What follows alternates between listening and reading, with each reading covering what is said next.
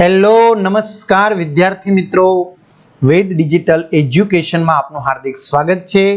આજે આપણે ધોરણ 5 વિષય હિન્દીમાં ત્રીજું પ્રકરણ છે નન્ના મુન્ના રાહી હું દેશ કા સિપાહી હું, જેનું આપણે અભ્યાસનું સોલ્યુશન આ વિડીયોમાં જોવાના છીએ। તો ખાસ ચેનલમાં નવા હોય તો ચેનલ સબસ્ક્રાઇબ કરી બાજુમાં આવેલા બેલ આઇકનને પ્રેસ કરી દો, જેથી તમને અવનવા વિડીયોની નોટિફિકેશન મળી શકે। વિડીયો લાઈક કરો અને તમારા મિત્રો દોસ્તોને શેર કરો।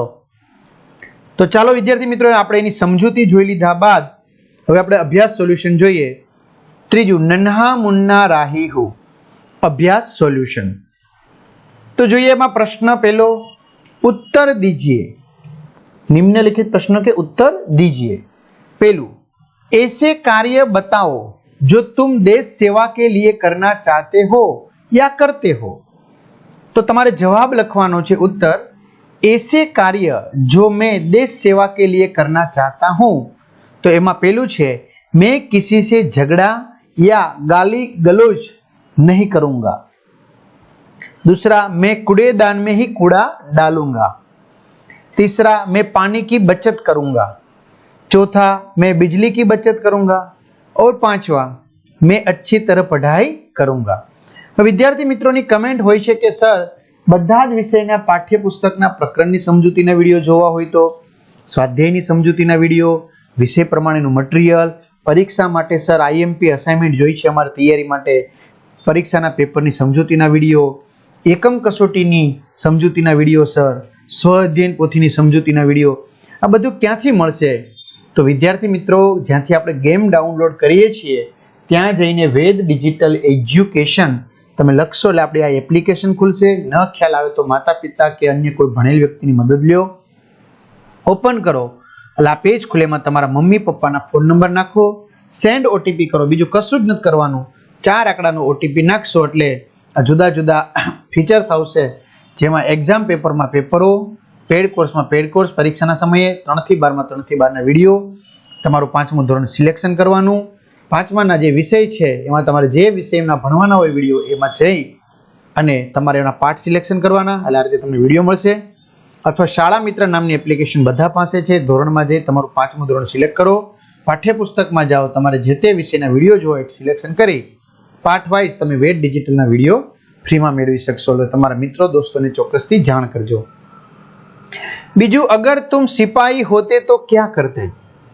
तो इनो जवाब है, अगर मैं सिपाही होता तो पहलू, डटकर सरहदों की रक्षा करता। दूसरा, किसी भी मुसीबत में राष्ट्र का द्रोह न करता। और तीसरा, आपत्ति के समय मेरे प्राण भी दे देता। तीसरा प्रश्न, एक सैनिक लड़ते लड़ते घायल हो गया तो वह क्या सोचता होगा? तो इनो जवाब है, लड़ते लड़ते घायल होने वाला सैनिक सोचता है कि मैं घायल न होता तो अंत तक जूझता रहता,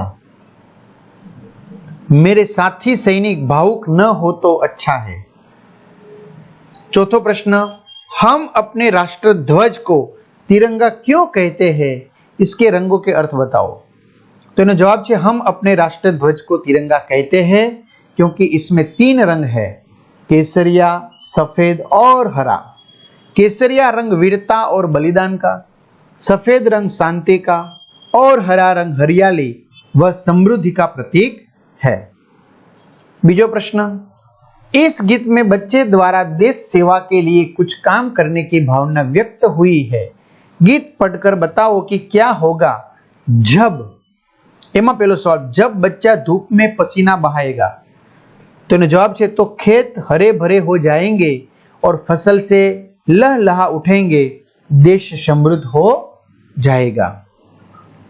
बीजू, दुनिया में कहीं बम नहीं गिरेंगे तो दुनिया में शांति बनी रहेगी और किसी को किसी भी प्रकार का नुकसान नहीं होगा। तीसरा सवाल, बच्चा मंजिल से पहले कहीं दम नहीं लेगा तो उसे मंजिल अवश्य प्राप्त होकर ही रहेगी, वो आगे ही आगे बढ़ता जाएगा। चौथो, धरती पर पापी जन्म नहीं लेंगे। तो जवाब है, तो दुष्कर्म खत्म हो जाएंगे और धरती पर स्वर्ग उत्तर आएगा। तीजो प्रश्न है, गीत में एक पंक्ति है, बोलो मेरे संग जय हिंद जय हिंद। यह एक नारा है जो हम कई अवसरों पर बोलते हैं। सोचो और बताओ। तो एमा पहलू छे, तुमने यह नारा किस अवसरों पर बोला है?